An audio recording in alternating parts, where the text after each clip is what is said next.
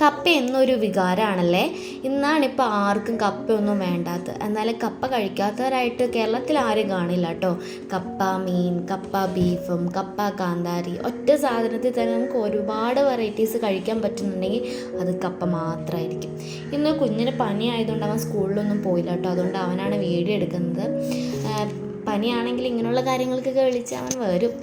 അപ്പം അവൻ അണപ്പല്ല് പുതിയത് വരുന്നുണ്ട് കേട്ടോ. അപ്പം അതിൻ്റെ ഭാഗമായിട്ടുള്ള പനിയാണെന്നാണ് ഇപ്പം ഞാൻ വിചാരിച്ചേക്കണം. എന്തായാലും മരുന്ന് കൊടുത്ത് സെറ്റാക്കിയിട്ടുണ്ട്. ഇനിയൊന്ന് വൈകുന്നേരം ആകുമ്പോൾ ഹോസ്പിറ്റലിൽ ഒന്ന് പോകണം. പിള്ളേർക്ക് കൊടുക്കേണ്ടതെല്ലാം ഞാൻ കഴിക്കാനായിട്ട് കൊടുത്തു. അപ്പോൾ ശ്യാമു പോയതിൻ്റെ പുറകെ ഞാനും കുറച്ച് നേരം പുറത്തൊക്കെ ഇറങ്ങി നിൽക്കാമെന്ന് വിചാരിച്ചു. കുറേ വിത്തുകളൊക്കെ നട്ടിട്ടുണ്ട്. അപ്പോൾ അതൊക്കെ ഒന്ന് നോക്കണം. പിന്നെ ഒരു കപ്പ് വെള്ളം എങ്ങനെയെങ്കിലും നടന്ന് കുടിക്കണം, അതാണ് മെയിൻ.